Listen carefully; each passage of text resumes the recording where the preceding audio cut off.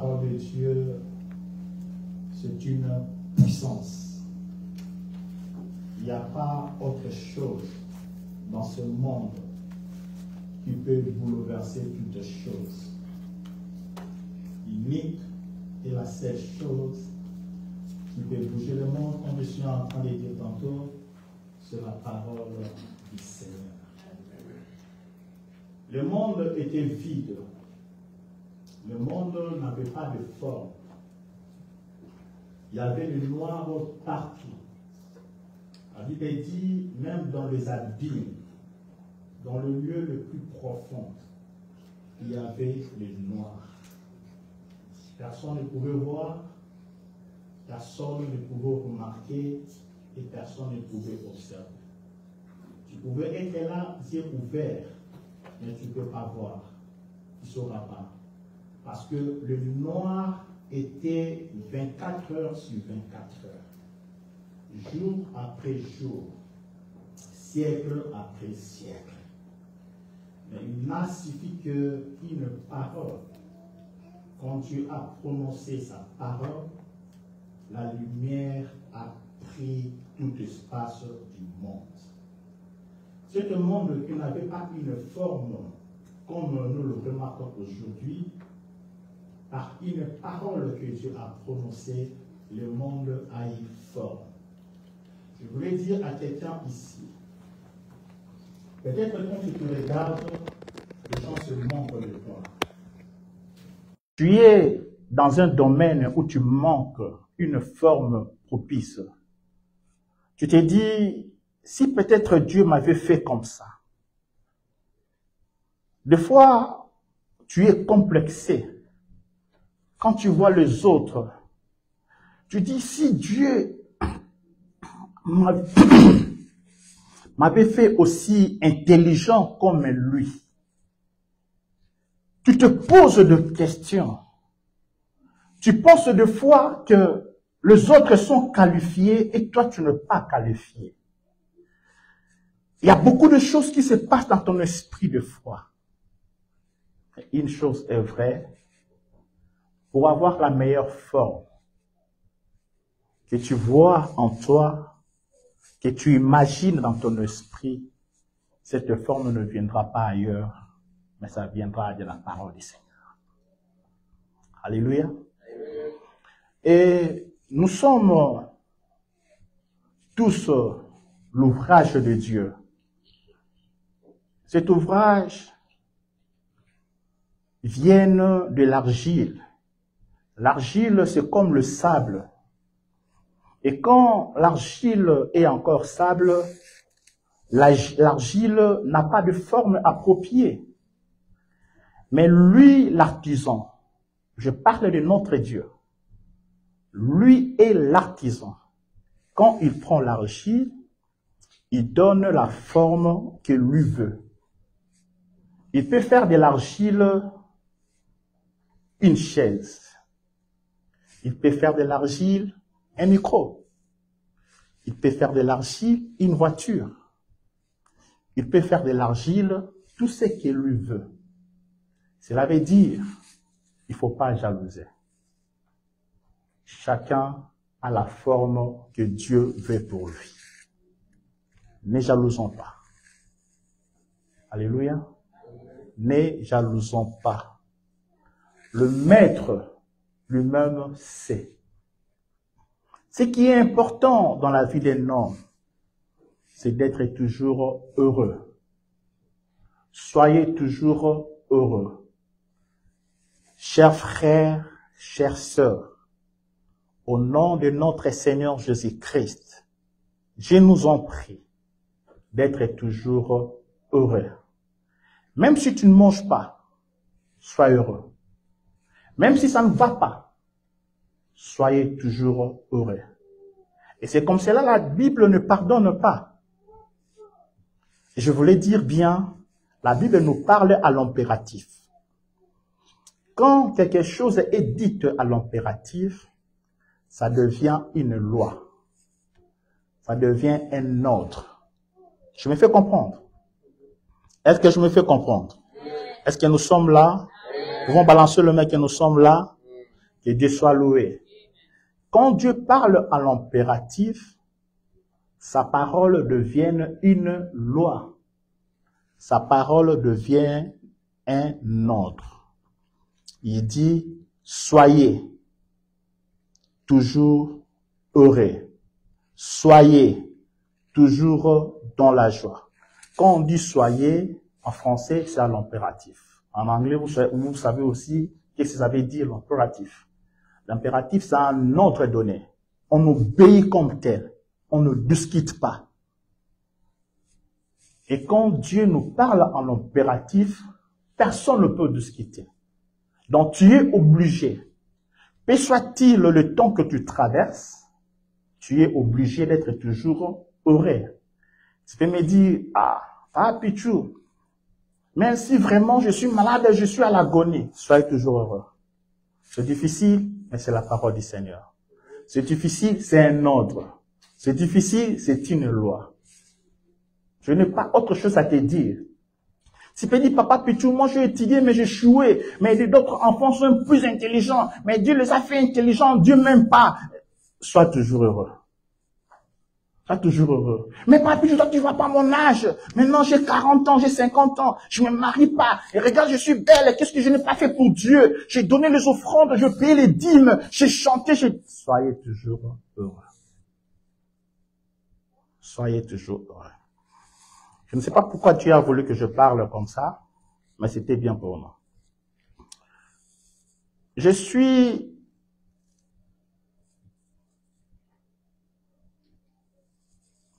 en train de nous dire ces choses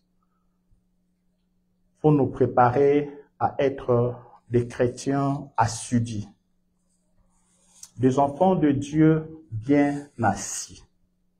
C'est comme cela que vous me remarquerez, aujourd'hui je parle tout doucement parce que des fois, quand on donne la parole de Dieu, ça prend aussi une connotation pédagogique. Alléluia. La parole de Dieu prend aussi une connotation d'enseignement. C'est très important. La parole de Dieu, ce n'est pas seulement crier, crier, crier, mais des fois, la parole de Dieu doit être véhiculée en douceur. C'est très important. L'Église aujourd'hui détruit les enfants de Dieu. Je suis très sérieux et j'assume mes propos. Et je parie même que beaucoup d'entre nous risqueraient de ne pas aller au paradis, pas parce que eux le veulent ou l'ont voulu, parce qu'ils ont été déviés à cause de l'Église. La Bible que je tiens dans mes mains, c'est un livre authentique. Dieu dit, personne ne peut enlever, personne ne peut ajouter. Mais aujourd'hui, il y a beaucoup de micmac. Ça veut dire qu'il y a beaucoup d'ajouts. Nos pasteurs d'aujourd'hui ne présentent pas la Bible comme ils le font. Remarquez, l'homme a une vie sacrée, a une vie idéale. Dieu, il régnait lui-même en maître quand il a créé le monde. J'ai dit ceci, Dieu, quand il a créé le monde, il régnait comme maître lui-même. Il n'avait besoin de rien. Mais écoutez ce qu'il a dit. L'amour qui bouillonnait en lui a fait à ce qu'il puisse avoir quelqu'un de correspondant. Quelqu'un à qui il peut partager. C'est comme cela, quand il est assis, il a dit, créons l'homme à notre image. Je n'ai pas demandé, je n'ai pas demandé. Mais ça bouillonnait dans son cœur. Et il a créé l'homme à son image. Tel que tu es là, ma soeur, mon frère, Tu es créé à l'image de Dieu. Tu n'es pas n'importe qui. Tu es la ressemblance de Dieu.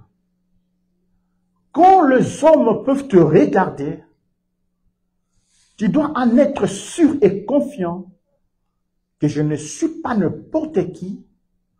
Je t'ai créé à l'image et à la ressemblance de Dieu.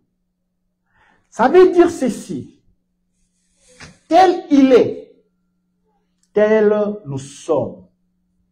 Si Dieu est puissant, toi aussi tu es puissant. Si Dieu peut prononcer une parole et que la parole influe le monde, ou la parole impacte le monde, ta parole peut influencer aussi. Ta parole peut impacter aussi. C'est comme cela, deux fois, nous recueillons des choses mauvaises dans notre vie à cause de la langue. Tu parles trop de fois. Tu te minimises de fois. Des fois, tu te vois inutile. Et tu ne sais pas la portée de la parole. La parole crée. Surtout les enfants, faites attention. Quand vous grandissez comme ça, faites attention à ce que vous prononcez de par vos bouches. Aujourd'hui, vous ne pouvez rien remarquer. Mais demain, les paroles que vous avez prononcées hier impactera votre vie. Faisons très attention. J'étais en train de parler avec un ami, je travaille avec lui, il est pasteur. Il est haïtien. Et alors, vous le savez, pasteur Zachary le sait, parce que c'est lui, mon boss ici, le pasteur Zachary, c'est lui mon père. Et je ne peux rien faire sans son aval. Et alors, mon ami pasteur, il m'invite beaucoup dans son église. Lui, il est titulaire d'une église ici. Là aussi, une grande église, comme aussi la nôtre. Il m'invite beaucoup pour que je parte prêcher là-bas. C'est juste une petite en parenthèse. Et là-bas, il m'appelle, pas papa, puis tu m'appelles pasteur. Bon, j'ai demandé à pasteur, mais pourquoi il m'appelle pasteur? Il faut que je leur interdise. Le pasteur a dit, non, non, laissez-le t'appeler toujours pasteur. Et maintenant, ce qui est un peu mirabolant, lui, le pasteur, il dit que moi, je suis son pasteur. Il m'a accepté, il m'a adopté comme son pasteur. Et c'est la grâce de Dieu, vous voyez. Alors, il s'est passé quelque chose dans son église. Il m'a invité. Et un jour, je devais sortir du travail, il m'a amené une sœur, il avait vraiment des problèmes. Et quand j'ai vu le problème, j'ai remarqué que ce problème vient de l'église. On ne prêche pas ou on n'enseigne pas. L'église ne nous donne pas ce qu'il faut. Voilà pourquoi nous ne sommes pas heureux. Nous sommes enfants de Dieu. Nous sommes chrétiens, mais nous n'avons pas une vie épanouie. Tu es chrétien, tu es enfant de Dieu. Le Seigneur est descendu sur la terre. Il a donné sa vie. Il est mort. Et une mort ignoble. Et personne ne pouvait accepter de mourir comme ça. Il n'a rien fait. Il a accepté la croix. On l'a battu de verge. On a craché sur lui. On a mis le vinaigre dans ses plaies. Il n'a pas du mot. Il a tout accepté. Pour toi et pour moi. Bien-aimé. Même ça, on n'a pas une vie chrétienne épanouie. Vous regardez les chrétiens comme si ce sont de malheureux. Le chrétien d'aujourd'hui est malheureux. Le chrétien d'aujourd'hui ne sont plus heureux. Parce que la parole n'est pas bien prêchée. la parole de Dieu n'est pas bien présentée, si seulement si la parole était bien prêchée, si seulement si la parole était bien présentée, mes frères, mes sœurs, des fois quand on vient à l'église, on ne peut pas s'asseoir. Ça va être à tout moment une fête. Parce que on a compris ce que nous sommes devenus après que nous ayons donné notre vie en lui. Mais depuis que tu as donné ta vie en Jésus-Christ, tu ne comprends absolument rien. Voilà pourquoi tu es ce que tu es. Voilà pourquoi aujourd'hui l'Église nous exige des choses. Toujours des choses à faire. L'Église est devenue comme un magasin où on te dit, si tu veux prendre le biscuit, vas-y dans cette contrée, tu verras le biscuit. Si tu veux peut-être le miracle, il faut faire 10 jours de jeûne. Si tu veux ça, il faut faire ça. L'Église a maintenant des conditions et des conditions. Et les gens ne sont plus heureux. Les gens ne sont plus heureux. Je vis dans ce monde, dans nos églises d'aujourd'hui, où quand tu entres, on te parle des démons. On te dit démons de célibat, démons de veuvage, démons de mort, démons de démons, démons de démons. Bien-aimés, tout ça, c'est rien. Pourquoi? Parce que on a mis à côté la parole de Dieu. On commence à nous faire peur. Tu viens à l'église, tu rentres à la maison, tu commences à avoir peur. Tu peux faire même un mauvais songe. Tu peux faire de mauvais rêves. Mais tu étais à l'église.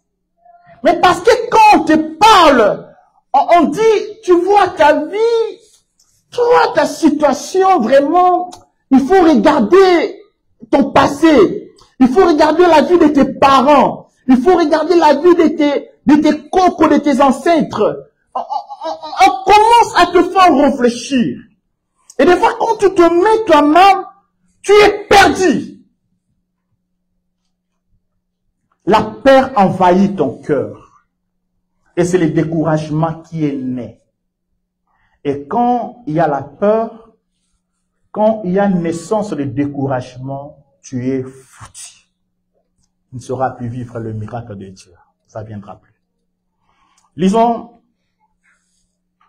Actes 15, verset 10. Ne vous en faites pas, je demande seulement à ce que vous soyez connectés. C'est vrai, je vais faire juste l'esquisse de mon message et puis on va clôturer. Mais avant ça, j'aimerais que vous lisez, en fait, à la maison, vous pouvez lire Luc 5, 27 à 39. Là, on nous parle de vin. On dit le vin nouveau et les outres neufs. Écoutez, on dit vin nouveau et outres neufs. Dans le nouveau, il y a le nouveau et il y a l'ancien. Vous voyez? Et l'ancien, ici, je vois comme la loi. Hein, la loi qui a précédé la grâce. L'église d'aujourd'hui, il fait le mélu-mélo entre la loi, la grâce. Nous ne savons pas là où nous sommes aujourd'hui. La loi prime, la grâce prime. Les prophètes aussi priment. On ne sait pas là où nous sommes. Mais je vous donne une image de Jésus-Christ. Il était en train de prier. Il priait. Et quand il priait, directement, soudain, Moïse apparaît. Et soudain, Élie apparaît. Et quand Jésus priait, il a vu Moïse, il a vu Élie. Et les disciples de Jésus aussi ont vu. Quand Jésus était en train de prier, Moïse qui était déjà mort, il est apparu. Élie, le prophète, lui était déjà mort, il est aussi apparu. Et alors, après que Jésus pria, Moïse part, et lui aussi part. Et les disciples sont venus voir Jésus, ils ont dit, Seigneur, quand tu priais, Élie était là, Moïse était là. Et alors, permettez-nous que nous fassions 3 tentes.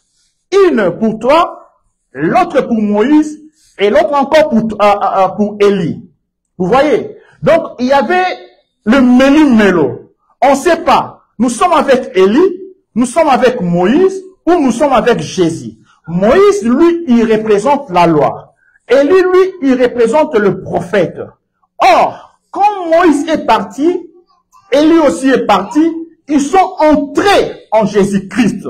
Ça veut dire, et la loi, et les prophètes, maintenant c'est en Jésus-Christ. Et lui, c'est lui maintenant qui apporte toutes choses. Alléluia. Et maintenant, quand on parle de vin nouveau et de l'ancien, de vin nouveau et de l'ancien vin, bien-aimé, ça veut seulement nous dire, on ne peut pas vivre un pied d'ailleurs, un pied dedans. Tu dois avoir les 2 pieds sur terre. Pas vivre une vie chrétienne tantôt, plutôt. Pas vivre une vie chrétienne avec hypocrisie. Mais alors, lisons rapidement Actes 15. Papa Didi, tu peux nous aider? Actes 15, verset 10. Rapidement, on part. J'ai encore mon temps.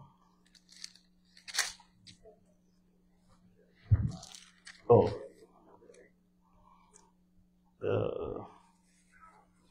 Parce que tu peux aider nous lire. Ah, ok. Maman Rebecca.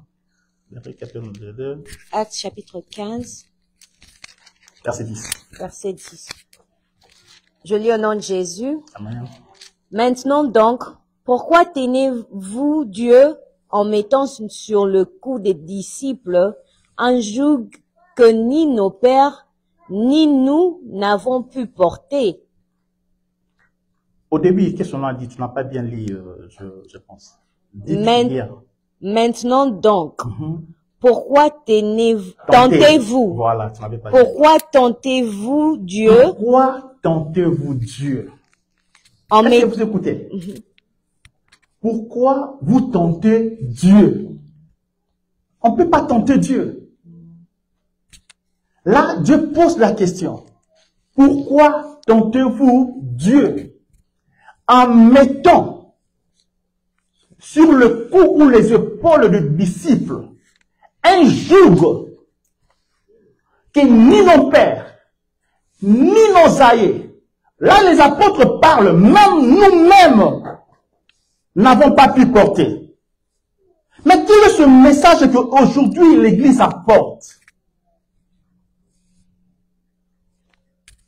Quel est ce message que les anciens n'ont pas pu porter? Même le disciple ne pouvait pas le porter. Et c'est un poids maintenant sur les épaules des enfants de Dieu.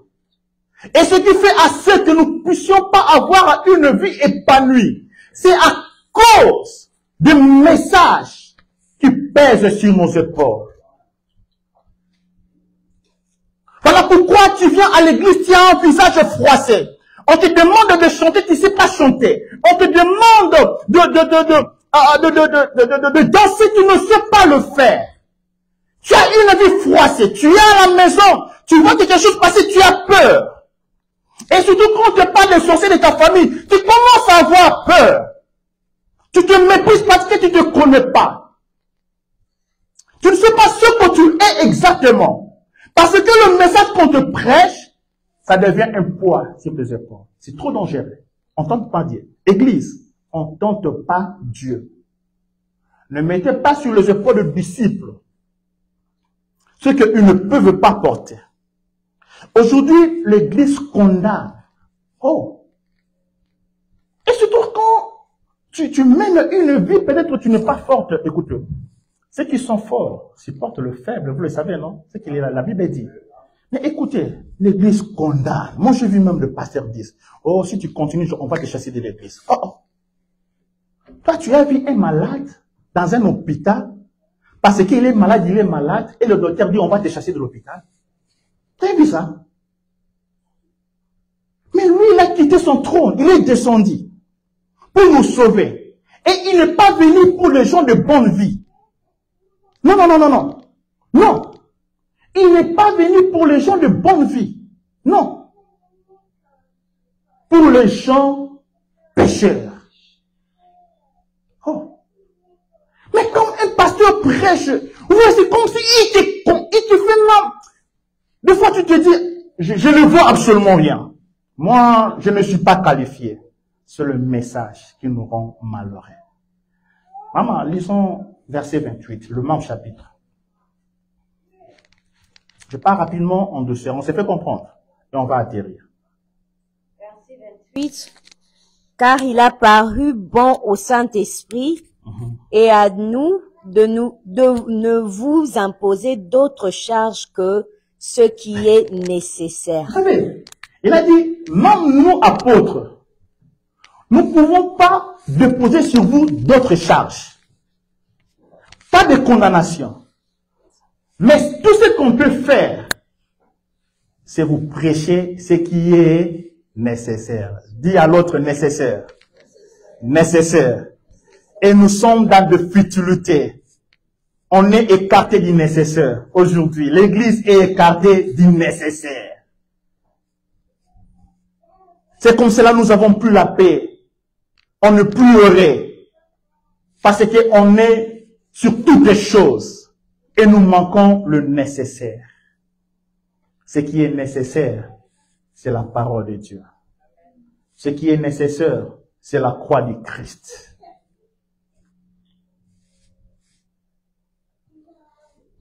Et quand on parle de la croix, tu dois comprendre que Dieu, quand il est descendu, il s'est fait pécher pour te justifier. Il s'est fait pauvre pour t'enrichir. Il s'est fait malédiction pour te bénir. Et quand tu es devenu chrétien, dans le livre de Jean, la Bible dit, tu es devenu une nouvelle créature.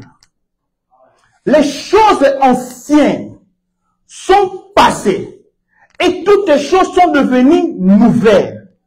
Et ça veut dire quoi, ma soeur, mon frère? Quand tu deviens une nouvelle créature, ça veut dire, c'est comme si tu n'existais pas. Quand Dieu parle de la création, quand on parle de la création, ce n'est pas une fabrication. On fabrique quelque chose à partir de la matière qui existe. Mais ce qu'on crée n'a jamais existé. Ça veut dire le jour où tu as donné ta vie en Christ, ça veut dire que ton ancienne vie a été libérée et s'est mise à côté. Tu n'as plus à voir derrière où quelqu'un vient te dire tu es réclamé. Non, non, non, non. Quand quelqu'un te parle, oh, la réclamation, dis que non, je suis une nouvelle créature. Dieu te crée maintenant. Comment te dit encore tu es réclamé? Parce que tu viens d'être créé.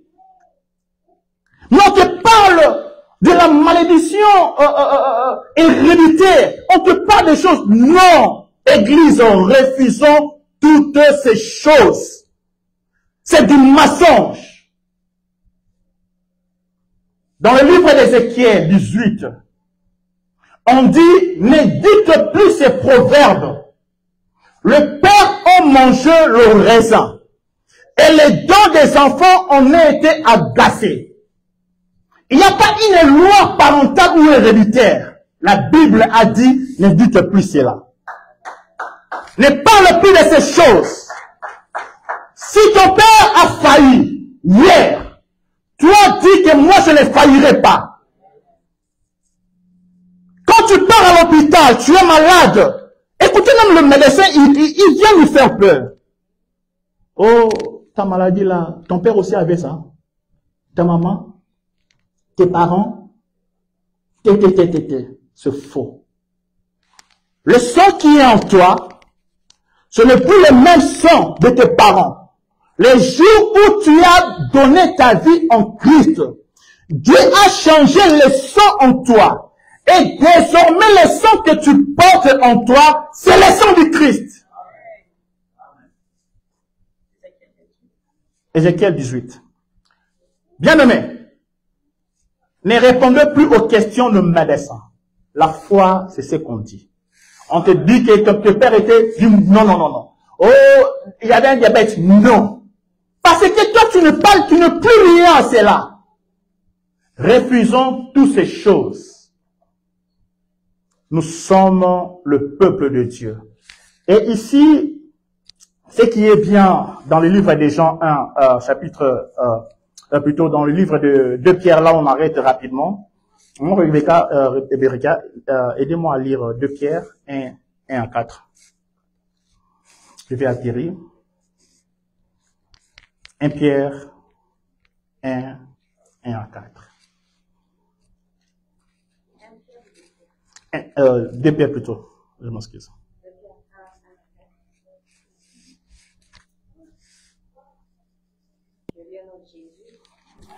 Simon Pierre, serviteur et apôtre de Jésus-Christ, à ceux qui ont reçu en partage une foi du même prix que la nôtre, par la justice de notre Dieu et du Sauveur Jésus-Christ.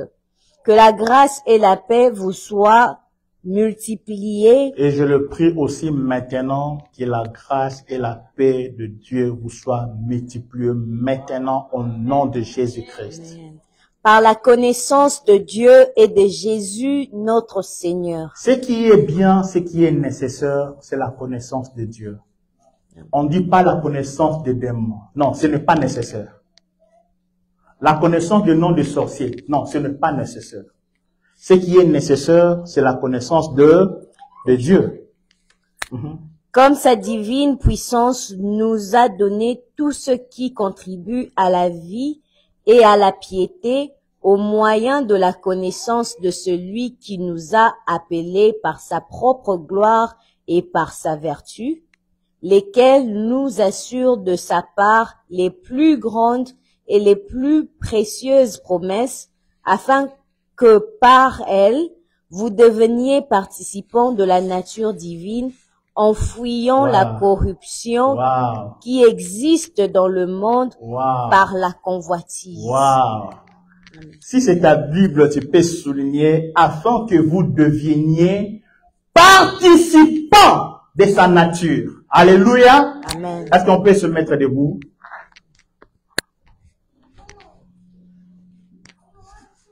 Ici, on dit Dieu a promis.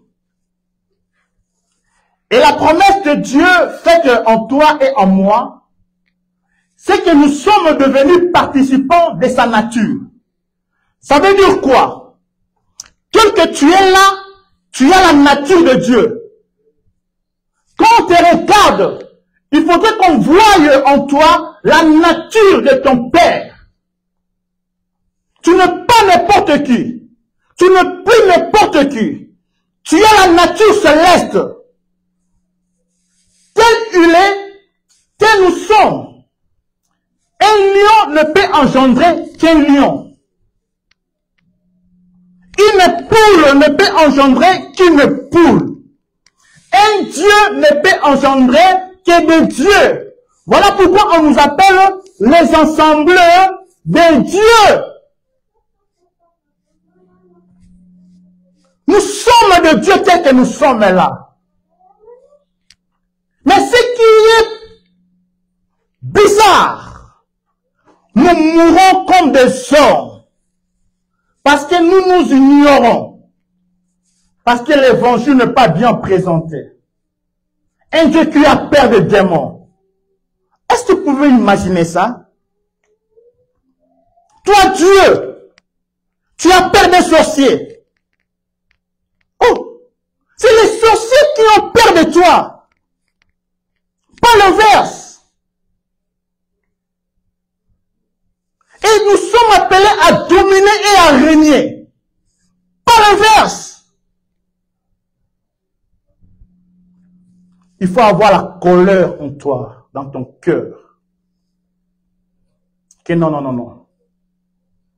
Je ne veux plus me comporter de la sorte. Tu es un Dieu. Je dis, tu es un Dieu. Je suis en train de dire, tu es un Dieu. Et ce que tu arrêtes, le ciel l'arrête aussi. Et ce que tu ouvres, le ciel l'ouvre aussi. Ce que tu déclares, ça va s'accomplir. Parce que tu es un Dieu. Prions. Père, c'est notre identité nouvelle. Nous avons été créés le jour où nous avions donné notre vie et tu nous as donné ta nature. Nous voulons plus pleurer. Je ne veux plus pleurer. Que ce peuple ne pleure plus. Que nous puissions ouvrir, ô Dieu, notre espace intérieur pour que nous comprenions ce que nous sommes devenus en toi. Le monde nous fait peur. L'Église nous fait peur. Mais toi, tu es en nous. Aide-nous à comprendre ces choses. Au nom de Jésus-Christ.